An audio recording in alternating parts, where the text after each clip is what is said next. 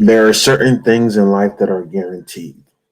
Death, taxes, and playoff Jimmy Butler. Miami Heat take a 1-0 lead in the Eastern Conference Finals versus the Boston Celtics. Got to get into this game, man. Boston looked absolutely fantastic in the first half. The game was neck and neck for a little bit, but they started to pull away. As a non-Heat fan, I'm gonna be unbiased. As a Heat fan, I'm be unbiased though. I was a little worried myself. You had Marcus Smart coming out here diming up Robert Williams. Robert Williams looking like literally Marcus Smart and Robert Williams was looking like Houston CP3 and Clint Capella. The one thing I love throughout this game, I think is going to be a major key for the Miami Heat, though, is how aggressive Bam will be. That when Robert Williams was on the floor, they had a plus 145 offensive rating, which is something when Robert Williams on the floor last year really hurt them. A lot of people were worried about PJ Tucker not being there because he was a primary defender on Jason Tatum last year. And although he did provide really good defense offensively, we all know, yes, he can make the corner threes, but doesn't provide very much for you offensively. So one thing Kevin Love can do is he can slow down rebounds and provide you with some good shooting where you really, really have to respect it. It's not going to be I'm going to leave Kevin Love open because you cannot just leave Kevin Love open. So you're going to have to respect that shot opposed to PJ Tucker where you have to. But back to Boston in the first half. Make some major adjustments. Jason Tatum had 18 at the half. They were looking really good. And then in the third quarter, which if you go back to last year, Miami Heat were the best third quarter team in the playoffs last year until they got kicked out. And then this third quarter, Jimmy Butler, Miami Heat, 43 points. Also, someone that was key. Kyle Lowry had some big minutes, especially in the first half, by keeping us in the game. A lot of people talk about people that take you to take the lead. I like to watch for players that keep teams in the game. I think in game 6 of the Knicks series, that was Bam in the first half. And in game 1 of this series, definitely was Kyle Lowry. I think he had 2 or 3 threes in the first half, had like 11 points at halftime. So that was like really, really good. But this Miami Heat team is, I don't know, man. It's just something special about this team. I have a really strong feeling. I didn't give you guys my conference finals predictions. I did have on my podcast. I had the Heat in 6 and just trust his team for some reason. And I think Jimmy is a lot healthier. He looked like it. And this the way Bam was able to play, if Bam is able to stay aggressive on a night in and night out basis, this is going to be really, really good for the Miami Heat. One, because now you have to respect him. And I think if Bam is aggressive, neither Robert Williams or Al Horford can guard him because he isn't just a traditional post up guy. He can give you a nice midi. He can give you a nice little floater. He can attack the basket. He's real athletic, especially in a pick and roll. He can really give them problems. Um, Somebody who's going to continue to be key for the Miami Heat in this series is Caleb Martin. He provided some really good minutes. He wasn't really there defensively like I would like him to be, but offensively he did show up. So I just need to see him improve on the defensive end. We have to talk about Jason Tatum and Jaylen Brown. Jaylen Brown had 4 turnovers entering the fourth quarter. 5 turnovers entering the fourth quarter yesterday. He did reduce that to 1. Jason Tatum had 1 and ended the game with 4. He traveled twice and then turned over the ball. Something to watch, but also Jason Tatum only taking 5 attempts in the second half. I don't think that's going to happen. I do think Jimmy is a great defender, but Boston's wants to find success. They can't just play that Houston Rockets type of offense where it's either we're going to drive and kick or drive and get a shot, drive and get a lay. So it's either a layup, their thing is layup, dunk, or a 3-point shot. They're going to have to find mid range. They're going to have to find a mid range shot simply for the fact that Jimmy and Bam are great defenders. So when Jimmy and Bam are them, you saw Jimmy guard Jason Tatum, and you saw a lot of Bam, especially when Robert Williams out of the game, a lot of Bam on Jaylen Brown, which is a huge adjustment. That's real length. That would be tough. They're gonna have to make some tough mid-range shots if they really want to beat this Miami Heat team. Joe Mazzulla, the team scores 43 points in the third quarter, and you do not call a timeout. To me, that is crazy.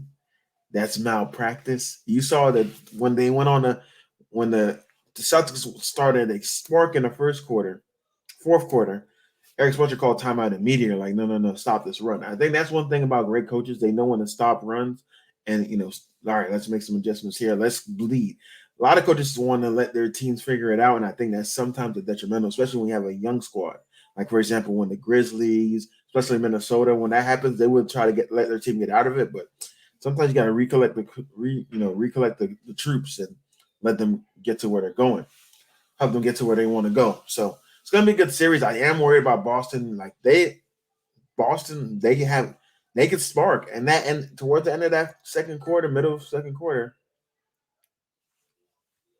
uh, towards the middle of that second quarter, he the Boston Celtics, they started to take off and really go off. So, got to think about that.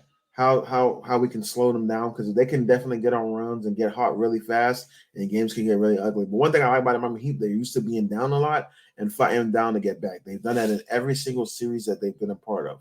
Whether they won the game or not, they know how to fight back and climb back. And speaking of climbing back, we got to talk about Western Conference Finals. Jokic looked clearly and showed that he was the best player left in the playoffs. A lot of people feel good about what the adjustments the Lakers made in the second half of the game, and they believe the Lakers can build upon that. But I also think the Denver Nuggets didn't make that many adjustments. Jokic he's pretty much unstoppable offense. You try to double him, he's going to make the right pass. It's going to lead to a bucket.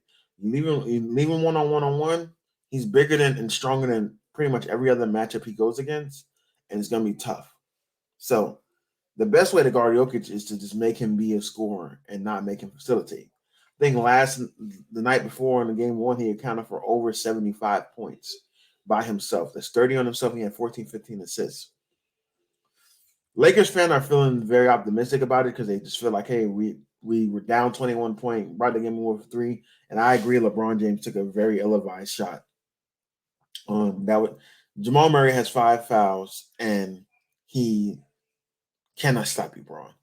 You're down 3. Go to the basket, either drive and kick or drive and get a. I know he probably was a little nervous about going to the free throw line because he missed. He had 2 free. He missed about 4 points at the free throw line in the second half. So maybe that's an issue, but you have to go and attack Jamal Murray, especially when you know he's going to not really give you a strong path for resistance because he's not trying to get that 6th foul. But also, people are not taking into consideration. I don't think the Lakers will ever shoot, not say ever, but the occasion that the Lakers are going to shoot like that for 4 games, to me, is just unrealistic. I can't expect them. Same way I can't expect the Heat to be 51% from the three like they were yesterday. That's just unrealistic. So I don't see that happening again. So the Lakers are really going to have to play some really, really, really good, solid defense. They have to figure out this Jokic situation, whether it's putting Vanderbilt on him, putting the Rui work when you have AD roaming. But I'm not saying Aaron Gordon's a sparker, but he can make a shot. If he sees the first one goes in, then he's confident for the rest of the game. And if they put Jeff Green in, which is a good alter, then Jeff Green could definitely knock down some shots. So this series is definitely going to be interesting. I still have the Nuggets in 6 in that series. I just think Jokic and the Nuggets, the way their offense, like the amount of sets that they run throughout, the amount of motion, off-ball motion that they have, it's very difficult to stop. And the Lakers don't communicate that well, as you can see from first half. Obviously, that 3-guard lineup is not going to work in this series, so they're going to definitely have to put Vanderbilt in. But then he's a liability. And then now you don't have to put Jokic in on AD. You can put Aaron Gordon on AD or somebody else on AD and just have Jokic roam, because we know Vanderbilt is not giving you anything offensively. His touch around the rim isn't that well, and his three-point shot is atrocious.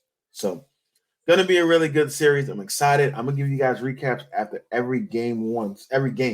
So after the Eastern Conference game 1 and the Western Conference game 1, like I did today. So then when both game 2s are playing, I'm going to give you guys updates on what I think each team should go into doing into game 3. So for the Nuggets, I think they should more than likely go ahead and remove Aaron Gordon from that dunker spot because it just clogs up the paint, gives a lot of congestion. Even if he has a 3-point line, that way when AD peeks over, Jokic is going to make a really good pass for him to have a nice cutting lane. And then for the Lakers, I think putting Rui or Vandy on him and letting AD roam, and for not the entire game, but key stretches in the game, and then you just have to make Jokic score. We've seen Jokic score 50 and lose. So if he's scoring 50 and they're losing, at the end of the day, they're losing. Doesn't matter. So AD definitely has to be more aggressive on the glass. That's one thing they got killed. Jokic had 12 rebounds at the end of the first quarter. Can't have that happen. AD finished with 10. So in one quarter, Jokic out rebounded than what AD had. So that cannot happen at all. So the Lakers are going to have to play better defense. They're going to have to gang rebound. And the Lakers feel like they found something. But I think the Nuggets could shoot, not maybe as well as they did yesterday, but I think they're still at 38 to 40%, and that can help them win games. So very interesting.